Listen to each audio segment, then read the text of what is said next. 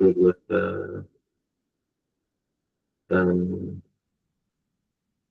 with like social media and the media and all that kind of stuff. Okay, here we go. Parashat Chukat lenatzach et chok hamavet. Rav Chagai Londin from Rosh Yeshivat Londin. So Chukat, is talking about the paraduma and how do we deal with death. So that's what he's saying over here. How do we conquer the law of death or the rule of death? Bein in nivtza, bein in lav, whether we like it or not. Our life's journey will end one day with death. I had a friend yesterday invited me to come be his witness on his will. That was quite sobering. But we said death, taxes, and what are the three certain things? I can't remember the third one. Death and taxes. I think it's two. Is that just two? Okay. Yeah. So when I die, I only remember two. I'll be okay. So the encounter with death causes man to meet and to have to meet and encounter this rule. It's a law. It's like it's fixed. Nothing you can change. It seems insurmountable. Like a rock that just won't give the water. It's like a snake that kills without a shadow of redemption. But Parashat Chukat, שמלאה במיתות וכישלונות של דמויות יקרות כמרים. The Parashat Chukat, that's full of these deaths and failures. Let's see again.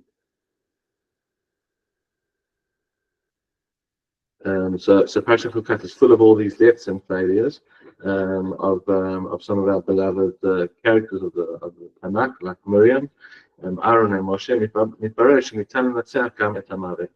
So when you see that they have all these sort of deaths and failures, it seems like it's clarified that there's some sort of way that they are overcoming or triumphing over death.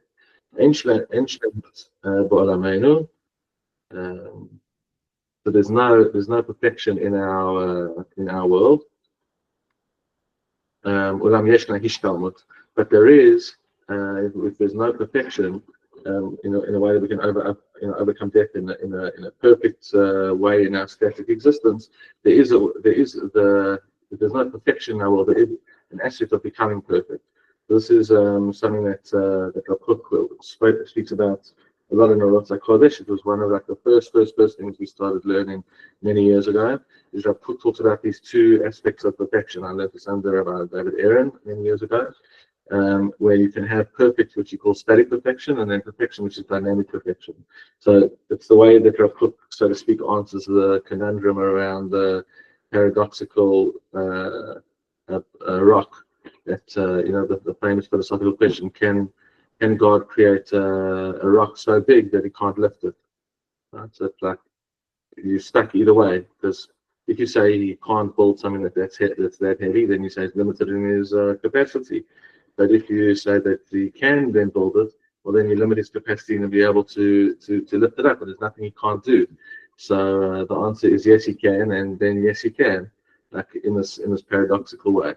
So this is the way Rav Kook talks about that. There's a static perfection, which like is the sort of perfection that we normally talk about, like something's either right or wrong, or it's perfect, or it's there, or it's not there.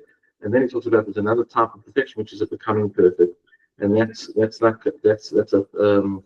process that Rav Kook talks about that lives through us as human beings, and that we're this extension of God that we're our souls, which are perfect, come into this world, and then they encounter challenges and obstacles and the difficulties within this physical realm, and through that toil, we are the living expression of God's becoming perfect. So you have these two different aspects which seem sort of contradictory, but they in a dualistic mind.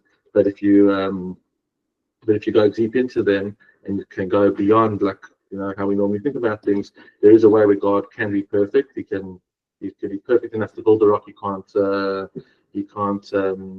lift, and then he can also have an element of perfection within him that also becomes perfect without implying failure. That then he can grow into something that can lift.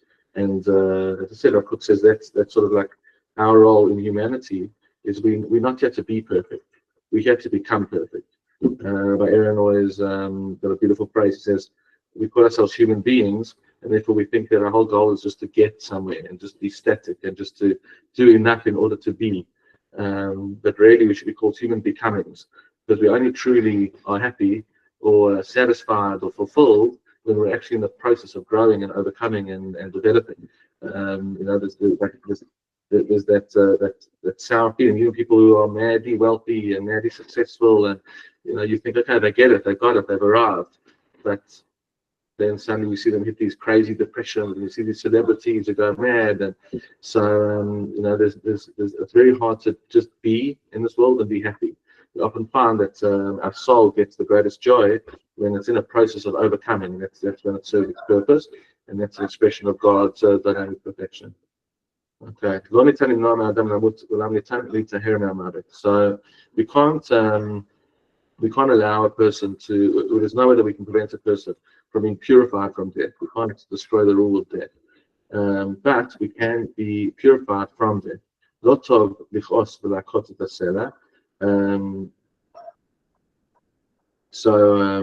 It's not good to get angry and to strike the rock.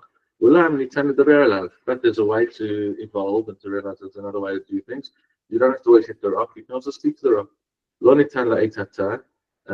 לכבוש באופן מלא את ארץ ישראל, אולם ניתן לכבוש את עבר הירדן. At this point, there's no ability to conquer in entirety all of Eretz Israel, but there is a step towards that in terms of conquering the Ever HaYarden. I'll see that the question. Okay, ישנם רגעים בחיים שהרגש היחיד שמלא את הלב הוא רגש התודה להשם. So he says there's certain moments in life when the individual is able to fill his heart with emotion of gratitude to Hashem. Now making it, it's these three dots move us from the parasha to the present. A war that started in an awful tragedy, the worst in the chronicles of modern Zionism. ומסתיימת בניצחון הגדול ביותר בתולדות מדינת ישראל. And it ends in the most tremendous triumph in the history of the state of Israel. המילה להודות מתכתבת בשורש מורכב גם עם השורש ידע, י"ד עין, מודעות. And now he knew Susan was going to be on the share, so he's hitting us with a bit of etymology. So I'm not sure how this exactly works out. But he says in a very deep level, the word Yohodot shares a root with the root letters of Yeda, of awareness. Because how are we able to be grateful? By being aware of the greatness of the moment that we find ourselves in. Sometimes we find ourselves looking at our lives from the outside. And we think that we're living in a dream. ברגע שאנו מודים לריבונו של עולם, נפתחים לשורש החיים, אנו מתמעלים במודעות מלאה לרגע הנצור. זאת תחושה נפלאה. In the moment that we can acknowledge and thank Hashem, then we open up this life source, this root to life, and we're filled with this awareness, with this full awareness of the given moment. And that's a wonderful thing. So he's saying this, the power to be able to be present, to see Hashem's gift that He gives us in the present day and in the present moment. It's a tremendous feeling. But in order to be thankful, you have to be aware. You have to, often all these like different practices of gratitude. It's not just that you say thank you, thank you, thank you, thank you, thank you. It's that you go through all the different aspects in your life and you build an awareness of maybe how bad they could be and how great they are. But only through the awareness of acknowledging each of these different things, you then acknowledge and then you say thank you. Don't expect us to wake up in the morning feeling grateful if you haven't built an awareness of how things are. So, if you wake up in the morning and think, the world's terrible, Israel's crazy, living here is insane and things like that, then that's what you're going to be stuck with for the rest of the day. But if you wake up in the morning and you take a moment and you say, wow, there was such treacherous, horrible, horrific, mad times that we found ourselves in 2 years ago. Things are not perfect yet, but the shift from where we were to where we are is incredible, and that awareness gives you the ability to say thank you, and then that fills you up with the happiness. So in our language we call this feeling happiness. In the Torah language we call this dat Elokim, knowledge of God. So that's quite beautiful, right? Where we often get confused and think religion is so coercive and compelling and heavy and restricting.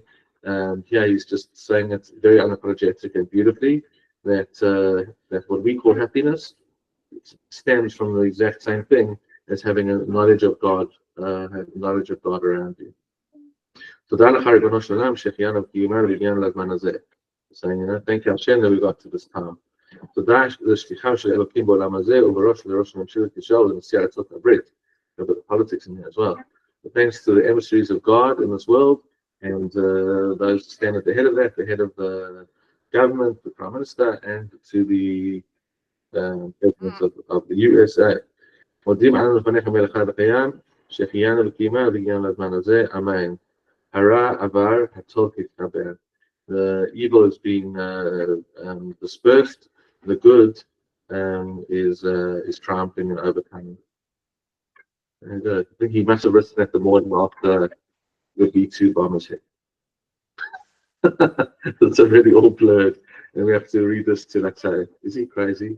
It's like we live, what they say, like a news cycle of 2 days in Israel feels like a week. But I think it feels more like a year. Interesting stuff. What does everybody think?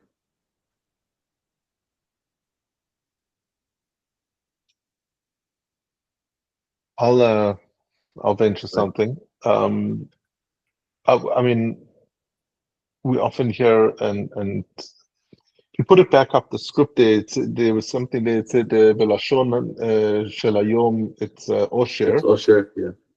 And I was actually thinking "Belashon shel hayom." It's more mindfulness, right? Because we there's a big emphasis on the need to be mindful, and so he was talking there about the concept of to be mindful in order to be grateful, because to be grateful, was there a story that that's part of what we're learning from this, to be appreciative of what has been and what we've just been through and whatever. And I think in order to do that, you need to be mindful, right? And you need to I think it said there somewhere that you have to specifically like focus your mind on the situation and like almost force yourself to look at it before you you speak just from the hip and strike the rock or whatever, right? And I think that's something I'm certainly guilty of all the time in all aspects of my life, is not being mindful on whether it's mindful this is mindfulness with direction. It's not just like it's not just like finding yourself in a static oasis of looking at what's around you. It's mindful towards like where's the good, where's it coming from. Yeah, exactly. And I think it's mindfulness in yet another dimension that I even hadn't put in my mindfulness shopping cart, because I need to be more mindful at home in my personal relationships, like, so when the kids are giving me a hard time or whatever it is, I need to be mindful and present and whatever it is. I need to be more mindful at work in professional situations, because when I'm interacting with a colleague, I need to bring my best version of my most mindful self so that I can deal with whatever the issue is in a way that is effective and speaks to them and all of that kind of stuff. And then this raises even a greater, more overarching need for mindfulness, just in terms of us all just living here and appreciating what we've got, and whatever you have to be mindful, because it's so easy, and I'm guilty of it, is just like absolutely criticizing what we're going through, and Israelis are this and Israelis are that, and the politicians are this and politicians are that, and Israel is like this and like that, and whatever, and that's not the case. And what he's calling us here to be much more mindful about I think where it's we giving. are and what our situation is. Well, firstly, I think don't beat yourself up too much. It is insane. The starting point is insane, and you think about the way the world was 20 years ago to how it is now is mamish insane. I think the starting point is like I think he's asking for something that's really not just asking some person in some fancy house in Australia or South Africa to go and be mindful to be happy in like some idyllic place they're living in. Like we are living in crazy pressure and a crazy space.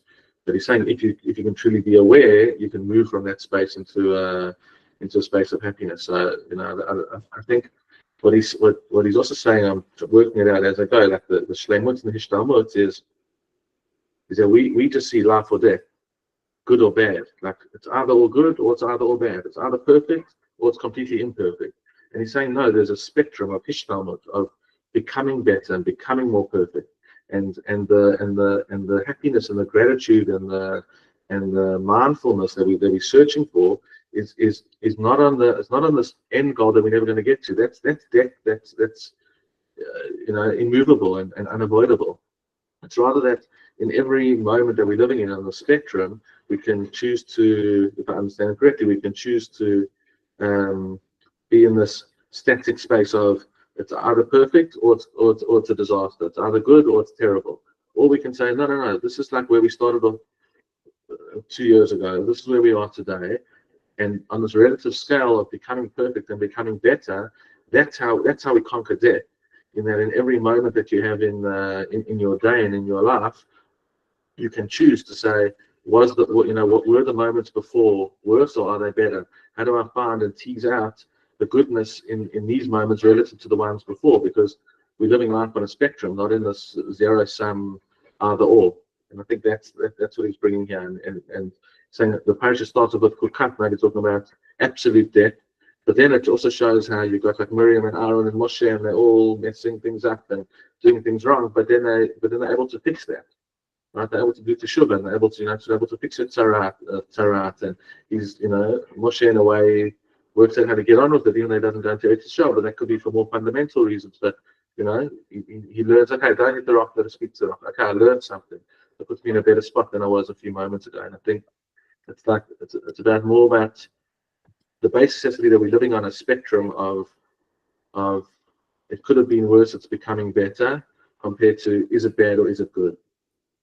I think that's like that gives you the basis to be able to get to like a legitimate space of gratitude. Deep breaths. What a world! Look, I certainly I get that. I get what you're saying. Like in my mind, or at least in my own let's say personal experience of my own lack of mindfulness, I think the enemy of my mindfulness is the day-to-day grind, right? It's not that I'm let's say a deliberately negative person or anything like that. It's more just like if you allow yourself to be bogged down by the million tasks that you do in any particular day, and the hassle and the rude person here and the rude person there and this and that and whatever, then yes, then you're not being mindful, and you allow that to color your perception of what you're going through, right?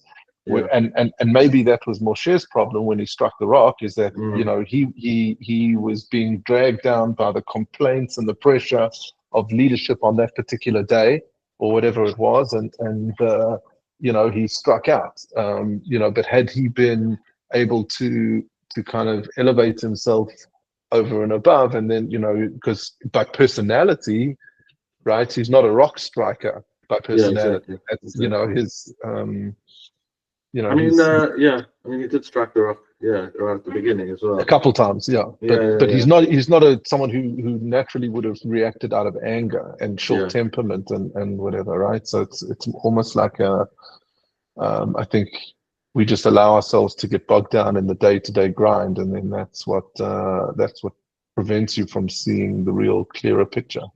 Yeah. But to see life, as part of a journey from where you were to where you're going, and in those spaces, there's space be grateful for the growth, and that's the remedy to death. He's saying. Yeah. Yeah. There's a relative death that you overcome through awareness. Every time you can find the life within the moment, you're killing the death that could drag you down. Right. It's that ability to remove yourself from the moment and kind of take a look at the wider picture, the greater symphony that instead of the notes that are there. And 100%. Okay. Thanks everybody. Yeah. Steve, thanks for doing a bookshop before you join. Appreciate it. Thank you, Leon. Bye. Have a Shabbat Shalom. Leon, can you Thanks, send Susan a and link Harold. or something to that book that you were mentioning? Sure. Okay, Very cool. sounds good. Shabbat Shalom. Yeah, Bye-bye. thank Shabbat you. Shalom. Bye. Cheers.